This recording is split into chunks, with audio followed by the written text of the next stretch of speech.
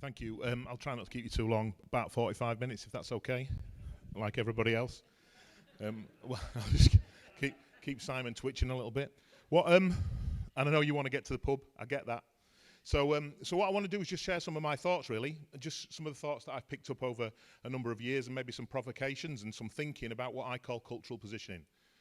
Misconceptions, perceptions about the cultural position schools take, and school leaders take as well. So I'm going to start with this one, okay? Read the headline. You know, we've all seen this, haven't we? Most of us who are involved in education will have seen this splattered all over the place. And we know, what are the perceptions of that? Well, my perception of that is, I can't be totally honest because that's probably not the right place for me to be totally honest now, but this concept of strictness and how strictness has been twisted and spun into being a good thing. The strictness must mean really high-performing schools, to the point where it's shouted about as being a brilliant thing, this whole concept of strictness, and we'll keep that theme going and that thought as we go through the next few minutes. This is the juxtaposition, I guess, and this was my school back in 2018. And slightly different headline, I'm sure you'd agree. The Guardian asked me and said, Dave, can we come to your school for a couple of days because we've heard you're kind to kids. All right, I said, come and spend some time with us and you'll see that we're kind to kids. And I didn't really think about it until afterwards when I thought, what's all that about? Why is it newsworthy for a school to be kind to kids? And why should a national newspaper want to put something in the press about the fact that a school was kind to kids? But guess what? Misconceptions? What do people automatically think when you say you're kind to kids? You're soft, and that you don't have high standards, and the kids just get away with stuff. In fact, when that went on Twitter, and it went a bit bonkers on Twitter, a fairly prominent educational blogger and writer wrote a blog about me.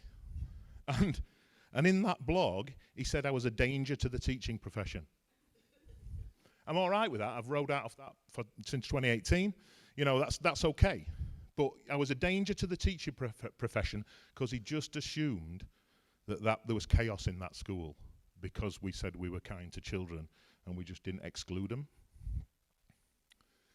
And all this stuff that comes out of the press, and I've just picked a few things there about the charter schools in America, which that first Michaela school, that first school I showed, was based on the charter schools, this no excuses, zero tolerance approach to working with children, and how that was being put on a pedestal as being the way forward. And something that I found fascinating is how this is chucked around and how it's perceived in the media. And I'm going to use the word gaslighting, really, because what we're actually doing is, the more it's in the media, the more people tell you it's the best way to do it, the more people believe it is, and then we get trapped in this cycle of saying, actually, the best thing to do is be really, really strict. And what you can see there up in the top left is how, over in America, the charter schools are now thinking it's maybe not the right thing to do. And what you'll see here, as you can see there, you know, in order to create truly equitable schools, we need to look beyond test scores and achievement gaps and commit to creating spaces that support, affirm and humanise all students. So it's almost like it's coming round full circle again. Now the bit then that I sort of pick up on now is this concept of the warm, strict school. So what's happened is people who've said they were zero tolerance, no excuses have almost been rumbled, and they've been rumbled for being possibly a bit nasty. So they've chucked the word warm into the mix because they think that'll soften it up. And now we're strict, but we're also warm. Now, I'd argue that do those things actually work together, warm and strict? They're strict. Is any of them you're all right with? There's a couple, I think. You know, rigorous is okay, isn't it? It pretty much stops there. But this concept of warm, strict bugs me, bothers me, because Is warm, strict different to zero tolerance, or as that famous term, same dog only washed, all right? Because is it the same thing? And what are we doing saying we've all of a sudden we've gone warm, all right? We have no excuses, and we have zero tolerance, but we're warm. Up until 1986, we could whip kids with sticks. All right, we could whip them with sticks. And we thought it was okay to do so until people realised two things. A, it's a bit brutal, and B, it doesn't work. Because the kids who were getting whipped with sticks were the same kids who got whipped with sticks every week. And then they got whipped again a week later. So what we did is we banned it in 1986, I think.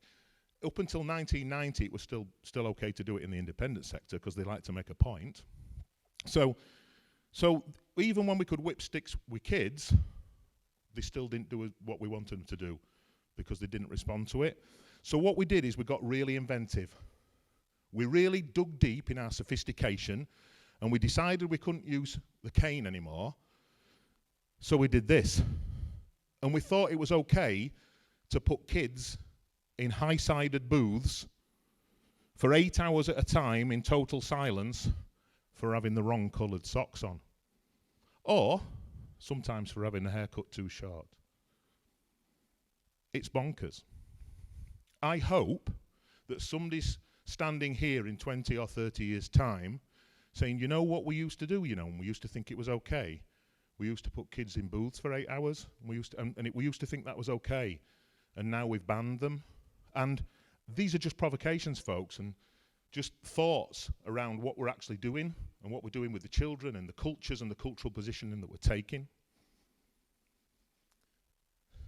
So this gets me thinking about teacher warmth. And can we have really strong relationships and really high expectations?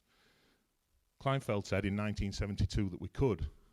And what happened was she coined the term the warm demander, which I really love.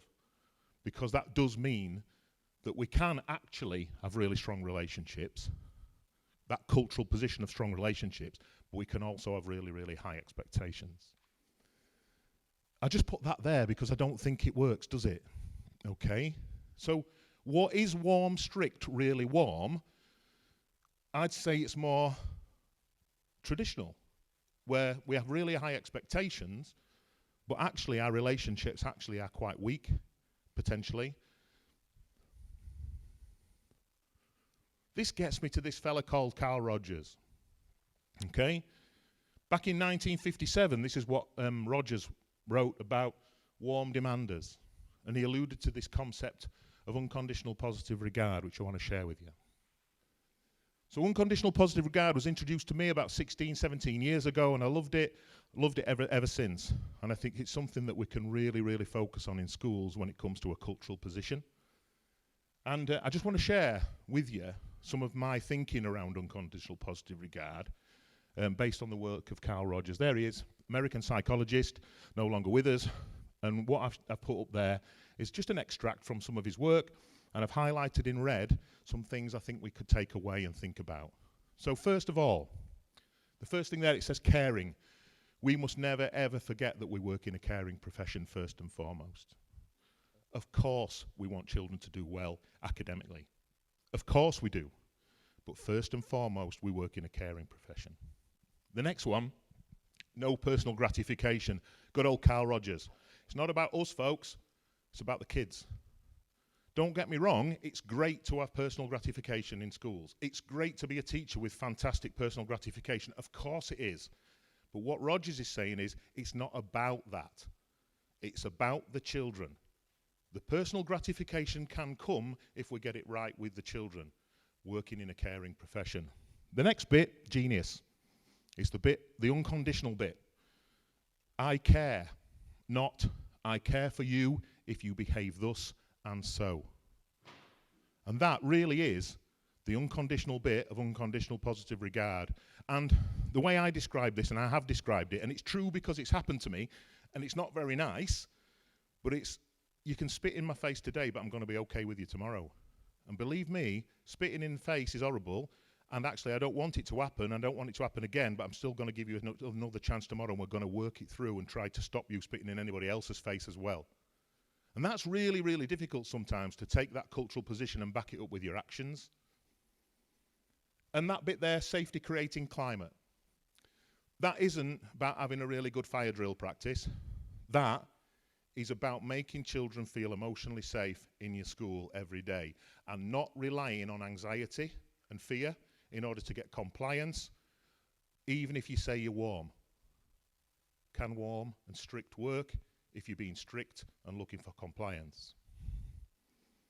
So if therapists can do it, surely we can do it too, because obviously Carl Rogers comes from a therapy background. So 4 takeaways. Things to think about when it comes to unconditional positive regard and that cultural position that we take as leaders, as teachers, or anybody else who works in a school. First one is genuineness. We have to believe it, folks, because if we think it's a load of rubbish, guess what kids are good at? They're really good at seeing through it. It's about authenticity. Believe in it and do it. Second one is acceptance, and today has been a lot about acceptance. And acceptance is about being non-judgmental. It really is about being non-judgmental. And that fits really nicely with the next one, which is empathy. Not sympathy. We're not feeling sorry for these kids. What we're trying to do is see life through their lens and really understand what it must be like to be them and their experiences. And the last one is a bit of Maslow, self-actualization. Maslow's hierarchy of needs. Get it all right and we get self-actualization. 4 things that lead us nicely into what we call unconditional positive regard. So, cultural warmth. A little bit of an adaptation of what we had before. Where do you want to be? Where do you want to be as an organisation, as a cultural position for a school, an academy trust, or even a classroom? And where's your choices? High relationships, also high expectations. I would say what I want to be is I want to be warm, genuinely warm, but also determined to get the right things in the right place at the right time for the children who are in our schools. If I'm not careful, I become too nice and a bit cajoling. And that's where people slip into that misconception of unconditional positive regard. They slip into it, and then it's very difficult to get back out of it and that perception. Unconditional positive regard is warm and determined. It's a cultural position that we can take as leaders and that schools can take. And teachers can do the same in their classrooms. I just want to share this little clip with you. Kids must have liked you. You were nominated for Teacher of the Year, weren't you? Yes, I was, Graham. You were! I was? Yeah. Yeah, you know, yes. I've told this story many times, but Teacher of the Year is a very prestigious award that's taken very seriously and rightly by the hard-working teaching community. And my head teacher called me in, and he was wetting himself laughing. In fact, he couldn't stop laughing for the first 10 minutes. And I went, what? Why have you called me here? He goes, you've been,